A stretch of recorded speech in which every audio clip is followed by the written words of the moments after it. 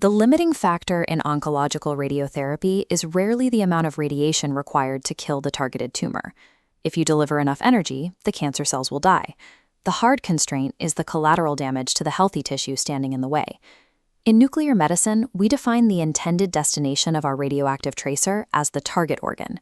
This is the precise physiological site of therapeutic intent, like a malignant mass or an active bone metastasis. This schematic outlines the dosimetric battleground. We have our target organ, marked here in green, but every radiopharmaceutical also has a critical organ, highlighted in red. The critical organ is the highly susceptible tissue where the radioactive payload inevitably spends off-target time. Increasing the administered radiation dose to guarantee tumor necrosis forces the critical organ directly toward functional failure. Safely delivering a lethal dose of radiation requires us to bypass this failure state. We do this by manipulating subatomic particle physics and mapping the exact biological pathways of the body before we ever deliver the treatment. Modern radiopharmaceutical therapy relies entirely on architecting strict physical and temporal limits for the poison deployed. Metastatic disease originating from breast and prostate cancer frequently localizes in the skeletal system.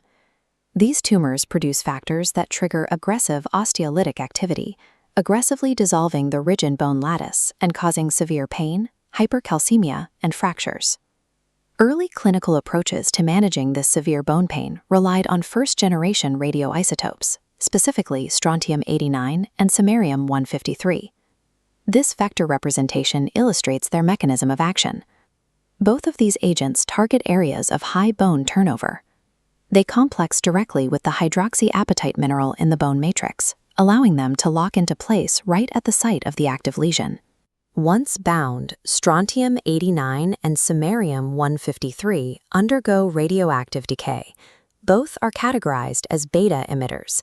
Beta emissions are high-energy electrons with a remarkably long tissue penetration range. They easily pierce the dense bone lattice and plunge deep into the adjacent soft tissue. Because of this long physical range, the critical organ for these therapies is the bone marrow. The beta particles irradiate the surrounding healthy marrow space, severely suppressing white blood cell and platelet counts. Patients treated with strontium-89 often require 8 to 12 weeks to recover. Samarium-153 improved slightly on this dynamic. About 28% of its decay occurs via gamma rays, which allowed clinicians to image the distribution using standard cameras. It also features a slightly faster hematologic recovery time, though the myelotoxicity remains significant. To solve this dosimetric failure, researchers introduced a new payload, radium-223. Radium-223 alters the chemical approach. It bypasses hydroxyapatite entirely. Because radium behaves as a calcium analog, it absorbs directly into the bone matrix at the sites of active mineralization. This close-up highlights the key physical difference. Radium-223 decays by emitting 4 massive alpha particles. An alpha particle is essentially a helium nucleus. It is heavy, densely ionizing, and violently shreds the DNA of any cell it touches. It exhausts its energy in fractions of a millimeter, sparing the healthy marrow space. By sparing the bone marrow, the critical organ limits shift entirely. The side effect profile of radium-223 is primarily non-hematologic, mostly presenting as gastrointestinal issues, like diarrhea and nausea, alongside fatigue. By purposefully selecting an isotope whose physical range cannot breach the critical organ, clinicians can deliver higher effective doses to the tumor. This physical distinction is exactly why radium-223 is the only agent in this class to demonstrate a proven survival benefit in metastatic prostate cancer. In some clinical scenarios, an ultra-short-range alpha emitter isn't viable. Treating large, unresectable liver tumors requires a massive, high-energy payload that can penetrate deep into dense tumor tissue. For this, we use yttrium-90, a pure beta emitter. Rather than relying on chemical binding, yttrium-90 is delivered via radioembolization, physically injecting radioactive microspheres directly into the hepatic arterial supply. The mechanics rely entirely on particle size. The Y90 spheres must be manufactured to an exact diameter of 20 to 40 micrometers. This specific size allows them to bypass the larger vessels and wedge tightly into the capillary beds feeding the tumor nodules. They must not create a total embolization. Continued blood flow is necessary to supply oxygen. which the radiation uses as a free radical generation source to successfully destroy the tissue.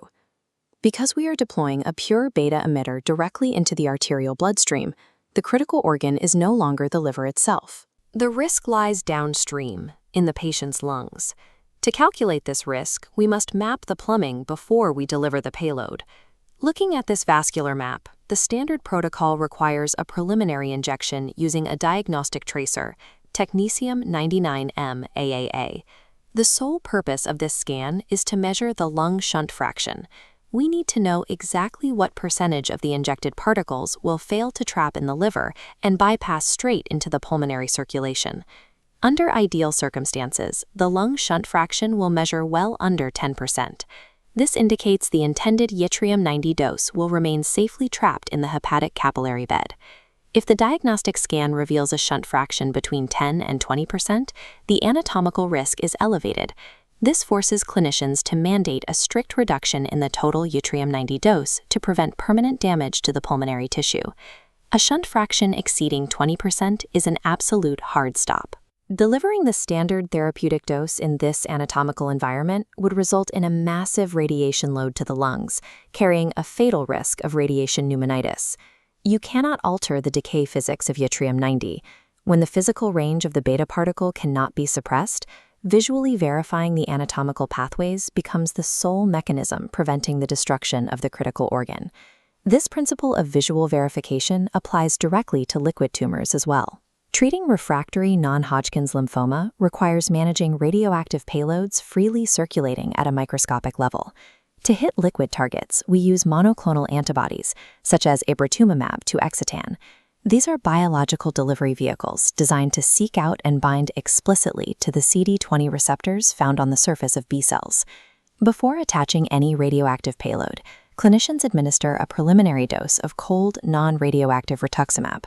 This cold dose deliberately saturates the CD20 receptors on normal circulating B cells and tissue in the spleen.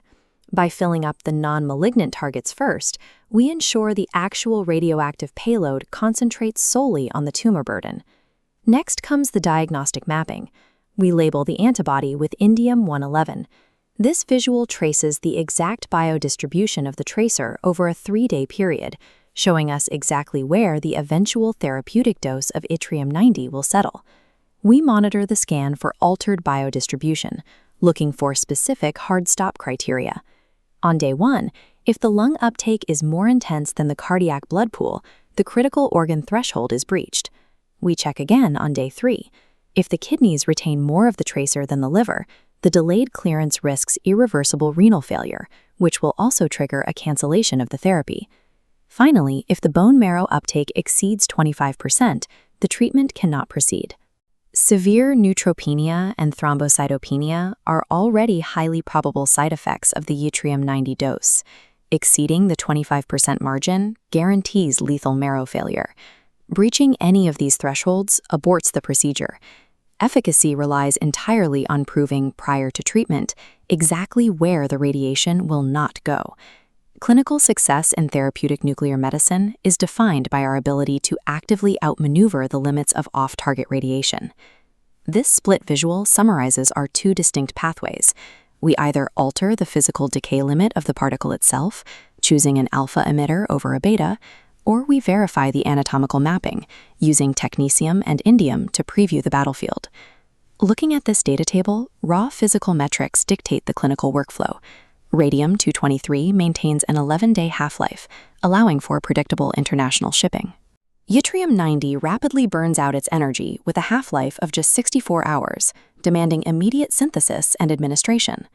These metrics also dictate safety protocols. While radium-223 relies on short-range alpha emissions and produces very low external gamma effects, its excretion pathways require strict handling of patient bodily fluids to protect caretakers.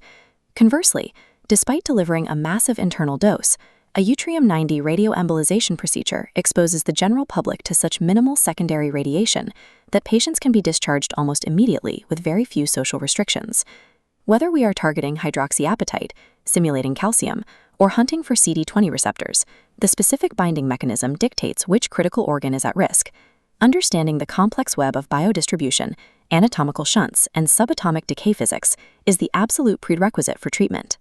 Mastering these variables is what transforms blunt force radiation into the most precise and lethal scalpel in modern oncology.